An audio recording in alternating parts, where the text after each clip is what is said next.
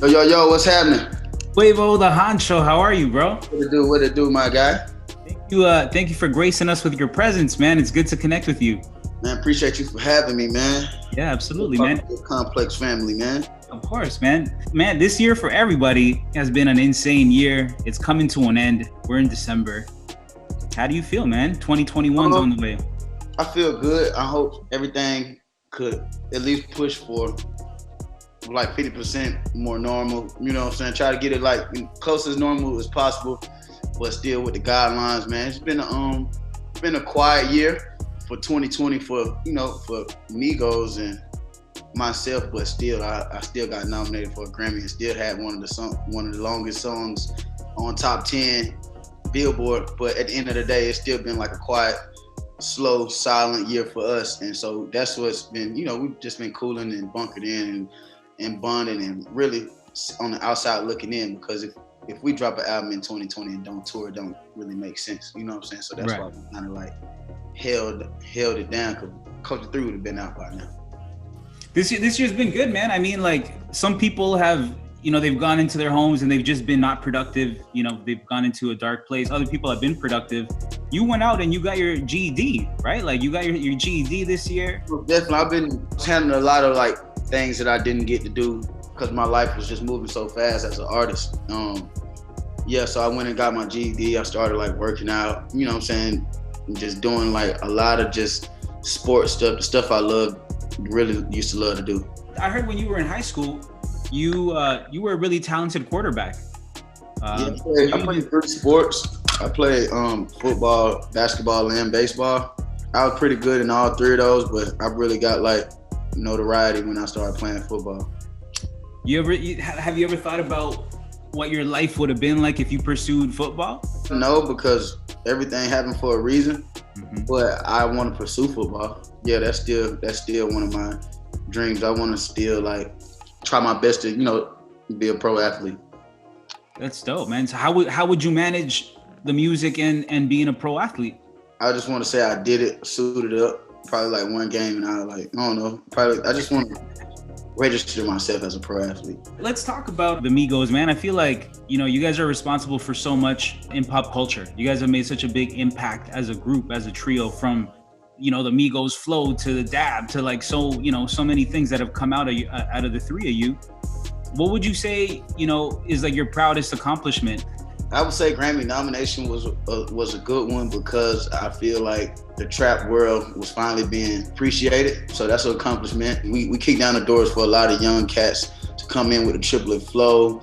I don't really too much mark them up, because I feel like we still got so much to do. You mentioned, the Grammy nomination. This is your 3rd nomination, right, for a Grammy. You've said openly before you felt like, you've deserved it before, you haven't gotten it. For Canadians, all of Canada's looking at The Weeknd like, what happened to The Weeknd's nomination? How do you feel about that? I mean, we put so much on it because we grew up watching it. It became like a household tradition for us, you know what I'm saying, to the entertainment world. It kind of gave you a goal to set yourself, you know what I'm saying? To me, we look at the Grammys as like the NBA championship or the Super Bowl. They not even letting the guys who really make the playoffs go to the playoffs. Sometimes they could be, you know what I'm saying, misled by like what's leading the culture, what's leading the way, what's pushing the envelope, what's setting the trend on the TV screen and at home and in the house.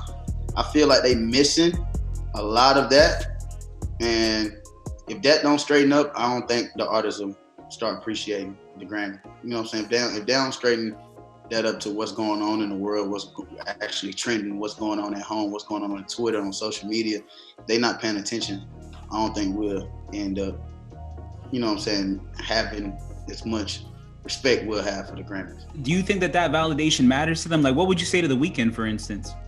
Make another one where they can't resist it, but I know he want that Grammy. You know what I'm saying? I would want that nomination. That's what we work for. So it's like I said, it's like a championship that you're not getting called for. It really feel like a slap to the face. And I know he's an incredible talent. He killed 2020. I don't know why it's not on the board at all either. I mean, he already a big Grammy homie, you know what I'm saying? He already did his thing. He do his thing and he know how to do it. and he'll sweep it soon. Let's talk about your collab with Justin Bieber, man. Like you said, you got the nomination for it. It's a big tune, man. It's on rotation. It's been on rotation for a while. How did that song come to be? Tell me the origins of it. I seen Justin put like the cover of his album out. Like the day he revealed his album cover, it said changes. I seen it. I was like, what the fuck? I ain't on this album. Man, let me call JB real quick. And I called him and I was like, yo, you dropping a project? What's up? Your boy ain't on it. What's happening? What we doing? And he was like, oh, hell no, I got one for you. ASAP ready. Let's go. Pull up. And that's what happened. And like, I probably was the last feature on the album. And I just called him off for seeing the cover. Me and Beeves got a good relationship, man. That's my boy. Anytime he need me, I'm there for him, and vice versa. And it kind of been like that for like 6 years now. We got a good relationship, man. We growing. We like to, we got ladies now. You know what I'm saying? It's like we becoming grown real bosses. We already been young bosses. Now we, OG bosses. You guys also started a fund, right? You started a fund based on the song, and even in the video, it's a lot of giving back. Talk to me about that component of your life, and like why is that important to you? Most definitely, giving back is important. I got to give back to the community because that's where I came from. I came from nothing, and I know what it's like to, come from nothing. I know what it's like to have nothing. So anytime I get a chance, I always give back, whether you see it on Instagram or you don't. And I just love it. Intentions was a record that we went to this, I think it was like a homeless shelter where it was a whole bunch of kids and they had like different classes, and we took like each instructor from the class and did something special for them. Like one of them, we got the girl a car. The other one, she was like a poet and a musician, so we went in the studio and actually recorded her poem and did something with her on that. And then also I do Huncho Day every year. Huncho Day is a event I do on my birthday. This year got canceled due to COVID, but I do it every year for my birthday. I do it at my old high school and bring all the communities. I get shuttles to bring all the kids down to the school. We do a full-blown Easter egg hunts. They get good goodie bags. I invite all my athletic friends, all my pros. They come out, except for running back come. You do running back drills, you do wide receiver drills, you do quarterback drills. And then after that, after we spend time with the kids, we let them see the 7-on-7 game, flag football game, and just enjoy and take pictures and, give them inspiration and let them know a kid named Quavo came from this town and he can bring a whole bunch of superstars here, and hopefully you get inspired from that. That's dope, man. That's really dope that you give back. And it also, like, all the kids coming up watching you, seeing the hometown hero, they feel like they can do it too, right? Like they can reach that level of success, which is important, man. I wanted to talk to you about also your relationship with Drake. I know you and Drake, you have a good relationship with a lot of Canadians, man. Bieber, Drake, you've collaborated with Nav. I feel like you're an honorary Canadian, you know what I'm saying? But I love Canada, man. let's talk about your relationship with Drake, man. I know you guys have collaborated a lot together. What is your relationship like with him? Just a good dude, man. He know where my head is at. I know where his head at with like creating and, trying to be great.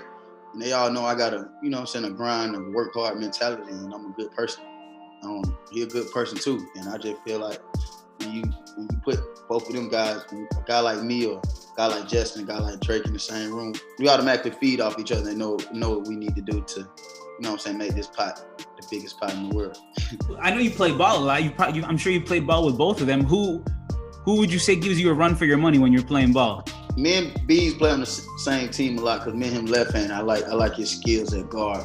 But me and Drake, we go at it a lot because he got his crew and it's my crew. So now we kind of like even right now. They won the last couple games on tour, and I won the last couple games when they was in New York for Fashion Week. So we kind of like head up. I ain't went to the house and played yet. I ain't did that one. So that's gonna happen though. What's the prediction? We open it back up and we can go play in Canada. For sure. We're still in the lockdown right now, man. But oh yeah, Canadian, they not letting you in or out over there. It's over with. We're in a serious lockdown right now, man. I'm trying to. Where are you right now? You're in LA? I'm in Atlanta. When lockdown's over? I respect the cold. I like to put them bubble coats on. I gotta get some of them Matthew Elite bubble coats. Speaking of fashion, man, I heard back in the day, you know, you had, was it Polo Boys? It was Polo Boys. Polo Club. We used to pull up to high school with all the polos. You feel me? And they wasn't Polo Assassin. They were straight left Ralph Lauren. Sometimes we had the purple label, the big horses, and we were just a Polo Club. They just known us for just having all flavor polos, just down later flavor polos. What do you still have Polo in your collection? Like, do you have some of those pieces? Hell no, this is the only Polo I got right now. This Cactus Flea right here. This Cactus Flea Market. This some drip right here. You've mentioned, you know, growing up and maturing. It's really cool because you've gotten to do that with your family and your crew, you know? Like, you guys came up together. You guys are actually, like, legitimately family. Yep. And you get to share the success together, right? What is that like, man? I feel like not a lot of people get to share that success with family. Blessing is super fun. It's funny as hell. We got this doc that we're gonna probably release soon. It's gonna let y'all know, like, how we really rock. I mean, if you go back to the vlogs, like back in 2013, 2014, we pretty much the same, bro. It's just, like you said, we got just different lives and different houses, more cars, more money, beautiful ladies. I just want to show y'all the documentary. That shit gonna be crazy. I'm hyped to see that. Do you know when it comes out? You trying to get me? No. But it's gonna come 2021 though. It's gonna come 2021. I want to talk about what you have coming up. You know, like, what can people look out for in 2021? 2021, don't look out for nothing but Culture 3. Culture 3 coming 2021. It's supposed to come in 2020. We apologize to the fans. You know what I'm saying? Due to this pandemic and protocol, we felt like it wasn't the right time to put it out, because we like to put music out and tour the world, and we like to put music out and see the fans and see the fans' reaction, and actually touch the fans and play the music in the same building as the fans. And like, as far as like listening parties, and we want to do it different. We want to because the fans been like really like going hard and really choosing singles and really, you know what I'm saying, doing memes of how the albums and stuff look right now. You know what I'm saying? So we want to like show appreciation to the fans in 2021. We want to like put them most definitely a part of this whole process and show them what we've been doing along like with the documentary that we showing. We don't put them behind the scenes and inside our life and show them how the Migos been rocking this whole 2020. I wanted to also talk to you about Murder Beats, man. I feel like Murder Beats, he's such a big producer now. A lot of people want his beats. He's like sought after. And, you know, he attributes Migos for his success, right? What was that like when you first called? Another Canadian sensation. Yeah, man. The Canadians love you, man. For sure. Yeah, Murder been with us since day one. He came to my house in 2013. What is your relationship with him like now? Is he forever gonna be a collaborator for you? Like, oh hell yeah, Murder's always on every album. He's gonna always be on my album, Migos album. He got to have 1, 2, or 3 or 4 of them on there. So Murder gonna be on the album.